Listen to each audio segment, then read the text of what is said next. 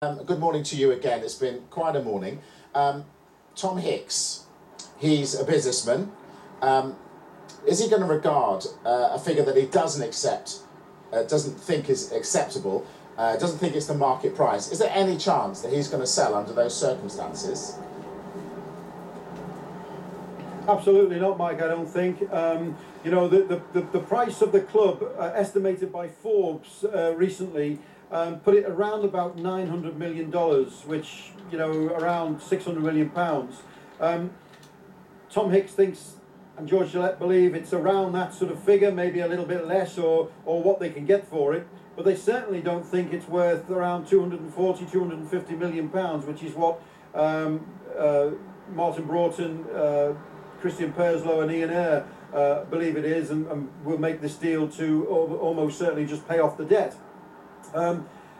They're not going to let it go so easily, I don't think. They have put investments in of their own money, and obviously they believe that they can achieve a higher fee and price for it. The problem comes is, do they have the time to get that higher price? That is the key issue, and that time is running out. I think there's probably 10 days left for that time to run out, and that's where we see this legal battle now as to whether or not the non-owner board, if you like, can force through a sale and force them into that sale. Okay, so time running out. If things aren't sorted out, is there a possibility that one of the great clubs in this country could go into administration?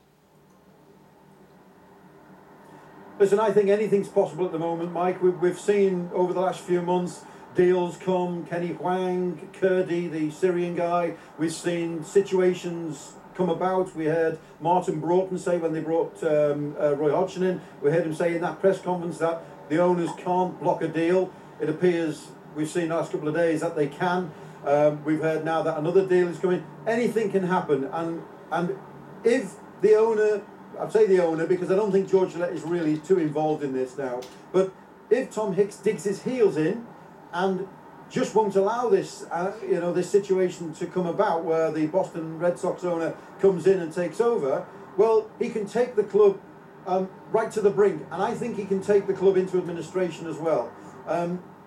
Christian Perslow said the other day that can't happen, but I think it can get that messy, and if you're a judge, it's very difficult to be able to decide who is right in this situation, because if you look at the non-owners, they would say they're doing their very best, and they're doing what they were asked to do by the owners. Martin Broughton was asked to find a buyer. He's done that. Where the discrepancy comes is how much that's for, and that's where I think the legal men come in, and the lawyers and the judges come in and make that decision. But can it go into administration? I believe it can, and of course that would be near on disastrous for Liverpool. Well, and Liverpool's fans, of course, some of the most famous and iconic in the game. What are they making of everything that's happened today? Well, the Liverpool fans, I think, have just about had enough of all of this. They're really sick and tired of it. They've protested on many, many occasions. And, we've spoken with the Spirits of Shankly guy, Jane McKenna, this morning, and this is what he had to say. We'd be pleased to see the back of Thomas and George Gillette, that's without question, but there is a lot of scepticism about how this entire process is going to play out now. Firstly, what's going to come of this legal challenge by Thomas and George Gillette, and also what are the new owners going to be like? A bit of scepticism, will they be the right owners for Liverpool Football Club? The last thing we need is more of the same.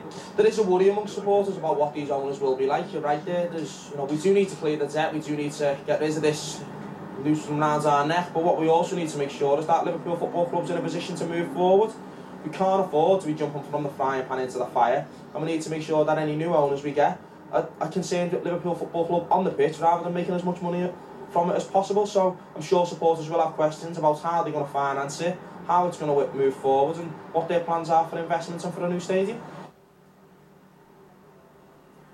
Mike, you can hear the passion in Jay's voice. I don't think anyone in English football wants to see Liverpool in this position.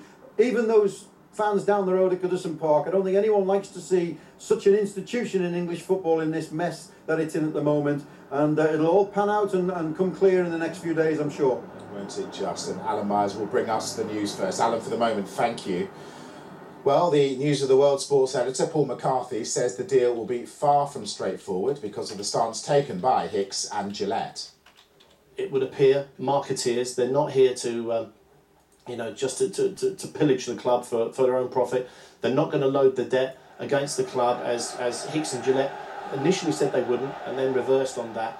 And I think what Liverpool, the three non-American members of the Liverpool board are trying to put out is a message to Liverpool fans saying, please, we accept that there's going to be sort of ramifications because they're American, because the potential new owners are American, but trust us, stay with us on this. We've done due diligence on both sides, and this offers the best outlet and the best result for Liverpool. I think what it'll do is it will run up to next Friday, which is October the 15th, which is the date by which the RBS can call in the debt, if you like, £282 million.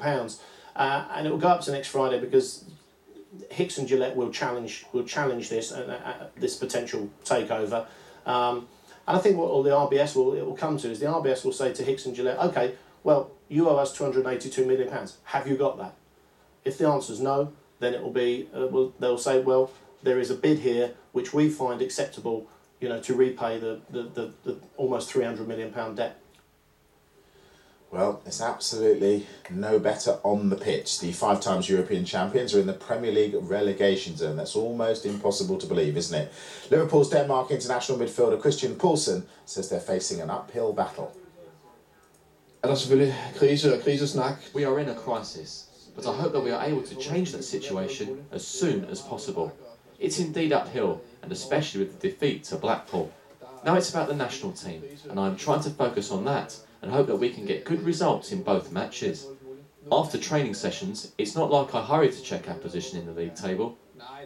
I know that we are not at the right end of the table at the moment. I hope that we can turn things around, and with the manager we have now, who is working hard to get good results. Well, lots of you have got in touch, more than we could possibly read out at once. So this from Elv, he's a Chelsea fan who says he's really interested in this Liverpool story. He says they got themselves into this mess by allowing Benitez to blow fortunes on mediocre players. Gillette and Hicks have always made money available for transfers, but now the fans have realised the team simply isn't good enough. They've turned on the owners. All big clubs, including Manchester United and Real Madrid, run at huge losses and debts, but they're not in the total mess that Liverpool are. It's about time the players hold their hands up and start earning their wages instead of looking for excuses. Lord Alan Sugar was right, he says. I've been a Liverpool supporter all of my life, and I think that all of those against the John Henry takeover need to get into the real world. Not all Americans are the same. Just look at his record with the Red Sox. I just look forward to losing the debt from around our necks. I also believe we'll get a new stadium and money for new players in the January transfer market. So let's get behind the board and support them and make sure that they don't walk alone. This text message, good to see some progress regarding the takeover. Would rather it be an Asian-backed bid. Commercial possibilities in the Far East, much better. Not bothered about Sugar Daddy, just build on our worldwide brand.